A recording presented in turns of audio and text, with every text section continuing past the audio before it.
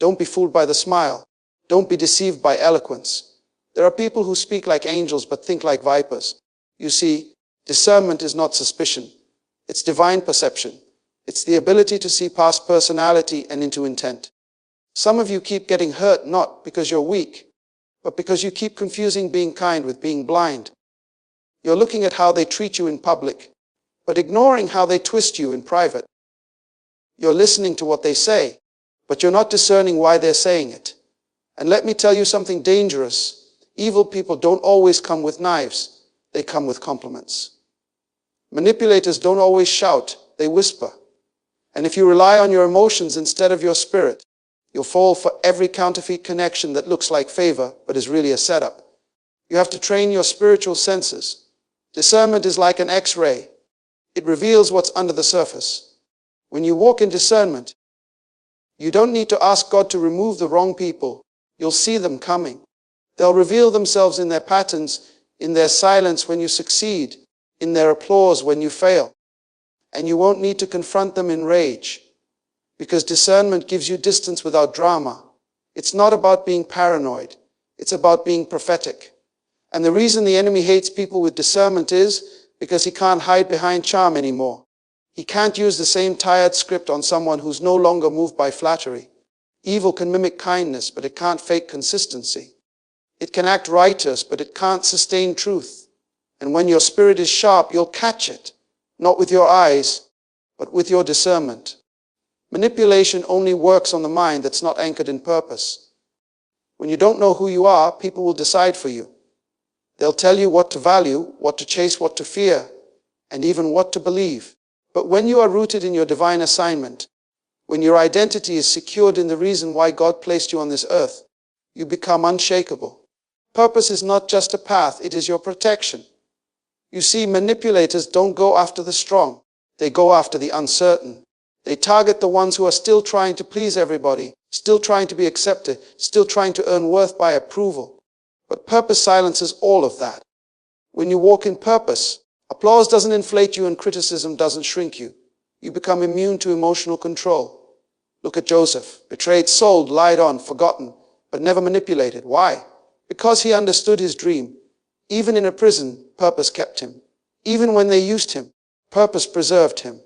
You can't enslave a man who knows why he was born. And that's what the enemy fears the most in a person who is not just talented, but aligned, not just gifted, but focused. Purpose gives you the courage to walk away from anything that doesn't fit your destiny. It gives you clarity in confusion and direction in the midst of deception. Evil people will always try to distract you with counterfeit opportunities and empty praise. But when you know your assignment, you don't chase offers. You wait for alignment. And when your yes is tied to purpose, every manipulative door becomes obvious. You won't need to pray for clarity. You'll walk in it. You weren't made to be confused. You were created to be called. Purpose is your compass. Without it, you'll follow voices. With it, you'll follow vision. The moment you try to beat a manipulator at their own game, you've already lost. Because now you're playing on their field, with their rules, using their weapons. And hear me, you were never created to imitate darkness to win. That's not dominion, that's distortion. Manipulation is the enemy's native language. It's what he used in the garden. He didn't come with a sword. He came with a question, twisted truth, and planted doubt. And what did man do? He responded with emotion instead of conviction. That's the trap. You don't overcome evil by becoming clever at deception. You overcome by standing so firm in truth that the liar exposes himself just by being near you. The goal isn't to be more cunning than the manipulator. It's to be so anchored in righteousness that manipulation loses its power. There is a difference between being wise and being sneaky. God never called you to be sneaky. He called you to be strategic. Strategic with your peace. Strategic with your presence. Strategic with your silence. Strategic with your words. You can't fight unclean spirits with unclean methods. Don't compromise your character to get revenge. Don't sacrifice your values to get even. That's not victory. That's contamination. And some of you are exhausted not because of the manipulator, but because you lowered your standard trying to match their behavior. That's why you feel drained, because the oil on your life was never meant to flow in dysfunction. You can't carry God's anointing and act like the enemy at the same time. Jesus never manipulated the Pharisees back. He never twisted truth to trap them. He stood in truth so boldly, so divinely, that their lies couldn't breathe around him. That's power. That's how you outsmart evil. Not by becoming like it, but by being the opposite of it in every move you make. When you walk in truth, you don't have to chase justice. Justice comes to you, because light never begs to be seen. It just shines. The manipulator's greatest weapon isn't control. It's confusion. They don't need to overpower you. They just need to get to question your own mind. They bait you with loaded words, false choices, and emotional traps. And the moment you react instead of respond, they gain the upper hand. But listen to me. You are never called to be reactive. You are called to be wise. And wisdom doesn't panic. Wisdom doesn't argue. Wisdom doesn't perform. Jesus never let people pull him into emotional traps. The Pharisees asked questions they thought would corner him. But he didn't answer with fear. He didn't try to impress them. He paused. He processed. He answered in a way that flipped the trap and exposed their motives. Why? Because wisdom knows timing. Wisdom knows tone. Wisdom knows how to dismantle the lie without losing your dignity. You don't have to shout to win. You don't need to explain yourself to everyone. Sometimes the most powerful thing you can do is speak few words with full authority. The manipulator expects a reaction, not revelation. They expect you to defend, not discern. But when you speak from the place of inner authority, rooted in truth, not emotion, you shift the atmosphere. You don't just win the argument, you end the game. This is not about silence. It's about speaking with precision. Your voice carries weight when your words are chosen in wisdom. You don't need to prove who you are. You need to be who you are. Evil thrives on noise, on drama, on frenzy. But wisdom speaks like a sword, sharp, intentional, and undeniable. So stop letting manipulators drag you into debates that don't match your destiny. Stop explaining yourself to people committed to misunderstanding you. Your value is not in your volume.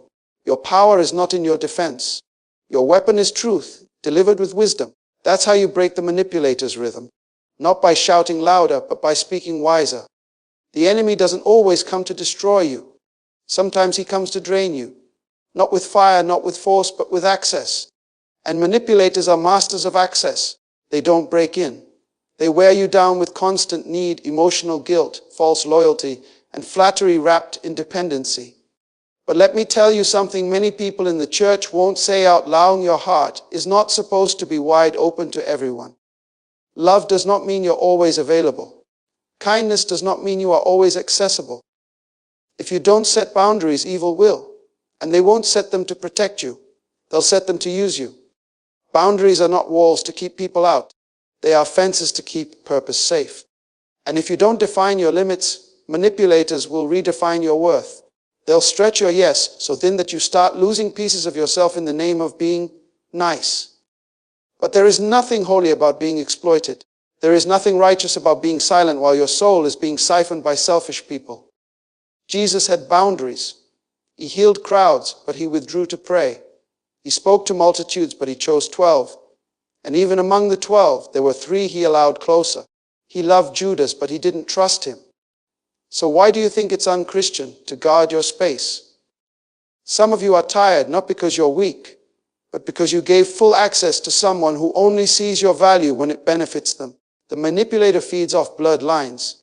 They thrive in spaces where you feel guilty for protecting your peace.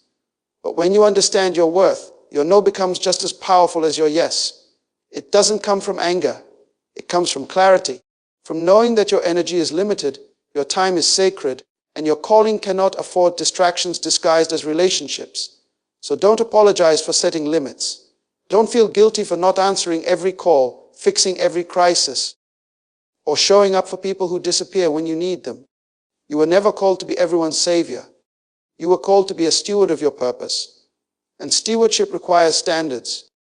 Boundaries don't make you hard. They keep you whole. There is a power most people overlook in spiritual warfare, and it's not shouting, it's not rebuking, and it's not arguing. It's silence. Silence is not weakness. Silence is not fear. Silence is a strategy. Manipulators depend on reaction. They throw words like darts, not because they want answers, but because they want chaos. They want to see if they still control the temperature of your emotions. But when you respond with silence, you rob them of their favorite tool, your reaction. You see, Jesus stood before Pilate, before kings, before accusers, and sometimes he said nothing. Not because he had nothing to say, but because what they wanted wasn't truth. They wanted control. And when he stayed silent, he kept his authority. Sometimes your silence is not ignoring, it's exposing. Because when you stop defending yourself, you give people space to reveal who they truly are. When you no longer explain every decision, every boundary, every move, the manipulator has nothing left to twist. The wise don't rush to speak. They pause. They measure. They observe. Because silence gives birth to clarity. It allows heaven to speak before your emotions do. And some of you are missing divine insight because you're too busy trying to prove, defend, or explain. But there are moments, God-ordained moments, where your silence speaks louder than your defense, where holding your peace is more powerful than proving your point. Let me tell you something the enemy doesn't want you to know. Manipulators fear people who don't react. Because silence means you're not controlled. Silence means you're listening deeper. Silence means your soul is not accessible through emotional strings. And when you master silence, you don't lose your voice. You sharpen it. You save it for when it matters most. So stop explaining yourself to people committed to misunderstanding you. Stop giving speeches to those who only listen for ammunition. Sometimes the most spiritual thing you can do is to say nothing and let your consistency, your fruit, and your peace speak for you. Because when heaven backs your silence, no lie can stand against it. A manipulator doesn't need to overpower you. They just need to keep you distracted. Not always by attacking, but by disorienting. And the most dangerous thing about evil people is not what they do in front of you. It's what they do behind your focus.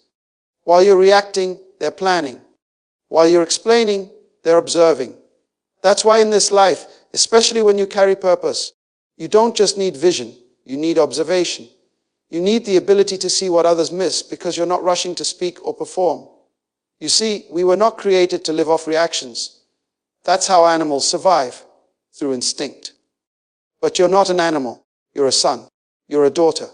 You carry the image of God. That means you are designed to lead, not just respond.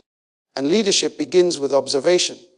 That's why Solomon asked not just for wisdom, but for a discerning heart, the ability to see the truth beneath appearances. Manipulators fear people who pay attention. Because once you stop being emotionally distracted, you start noticing patterns. You see how their words never match their actions. You see how their presence only increases when they need something. You notice how their support comes with strings, how their kindness always circles back to their own benefit. And the moment you begin to observe without engaging, you take back your power. When Jesus walked into a room, he didn't just look at people. He read them. He perceived the thoughts of the Pharisees before they spoke. He saw the motive behind the question before it was asked. That's not suspicion. That's divine observation. And when you learn to live with that level of awareness, evil can no longer operate undetected. But here's the key: you can't observe deeply if you're always in a rush to respond. Silence creates space. Stillness reveals strategies. When you become a watcher, not just of people, but of patterns, you start seeing what God sees. And when you see what he sees, you move with precision, not panic. Because nothing exposes evil faster than the presence of someone who is no longer emotionally entangled, but spiritually alert.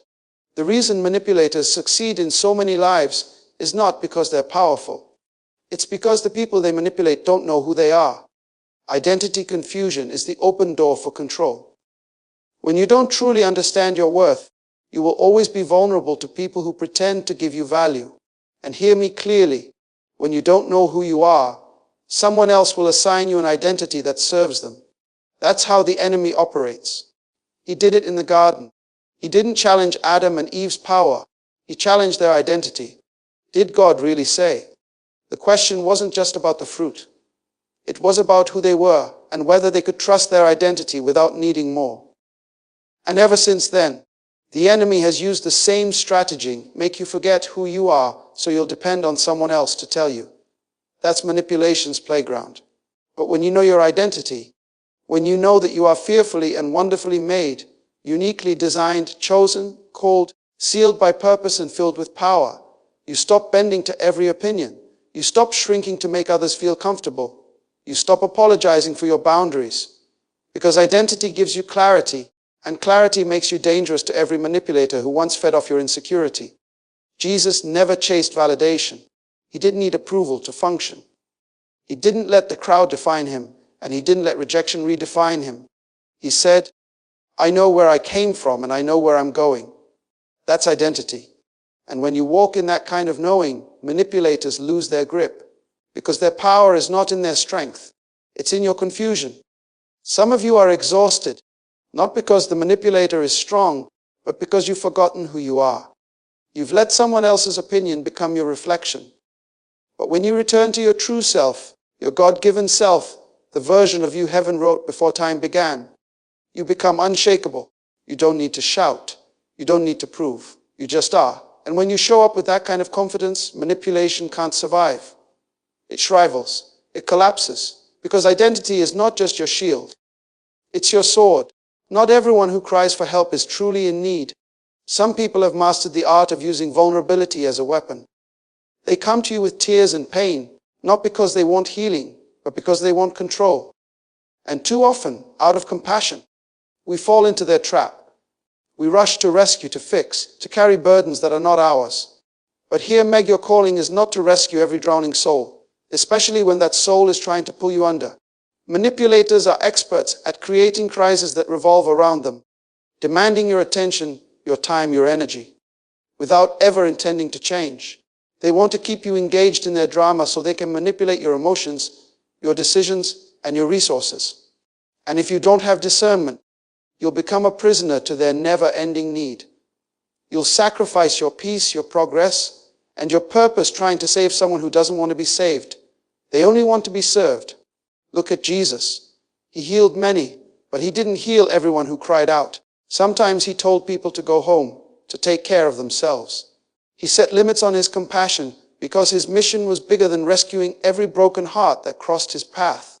His focus was on restoration through purpose, not endless rescue that leads to depletion. You must learn to differentiate between genuine need and emotional manipulation disguised as need. Not everyone asking for help has the heart to receive it. Some want to keep you tied to them, dependent on you, so they never have to grow up, move forward, or take responsibility for their lives. Your yes should not become the chains that bind you to their cycles of chaos. You are not unloving if you say no. You are not heartless if you protect your time and energy. Your first responsibility is to steward your life well, to maintain your peace, and to walk in your God-given purpose. Because if you don't, you will lose yourself trying to save people who only want to keep you captive. And the truth is, the greatest way to help some people is to let them face their own consequences so they can learn to stand on their own feet. Your rescue without boundaries only enables bondage. Your freedom can be a testimony, but your chains will never be their freedom. Not everyone who cries for help is truly in need. Some people have mastered the art of using vulnerability as a weapon. They come to you with tears and pain, not because they want healing, but because they want control. And too often, out of compassion, we fall into their trap. We rush to rescue, to fix, to carry burdens that are not ours. But here, Meg, your calling is not to rescue every drowning soul, especially when that soul is trying to pull you under. Manipulators are experts at creating crises that revolve around them, demanding your attention, your time, your energy, without ever intending to change. They want to keep you engaged in their drama so they can manipulate your emotions, your decisions, and your resources. And if you don't have discernment, you'll become a prisoner to their never-ending need. You'll sacrifice your peace, your progress, and your purpose trying to save someone who doesn't want to be saved. They only want to be served. Look at Jesus. He healed many, but he didn't heal everyone who cried out. Sometimes he told people to go home, to take care of themselves. He set limits on his compassion because his mission was bigger than rescuing every broken heart that crossed his path. His focus was on restoration through purpose, not endless rescue that leads to depletion. You must learn to differentiate between genuine need and emotional manipulation disguised as need. Not everyone asking for help has the heart to receive it. Some want to keep you tied to them, dependent on you, so they never have to grow up, move forward, or take responsibility for their lives.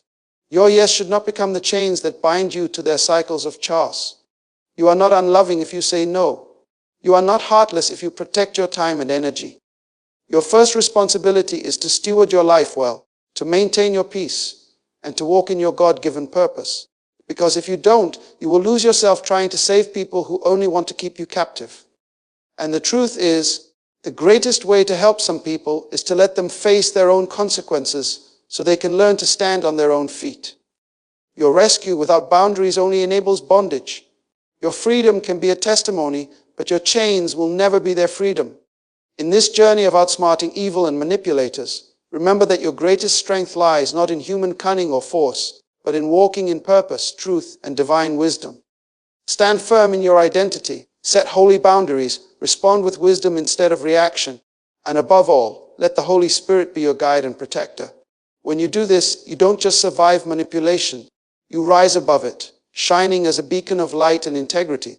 The enemy may come with schemes, but you will prevail, not by their standards, but by the power and authority given to you by God. Stay vigilant, stay grounded, and walk boldly in the victory that is already yours.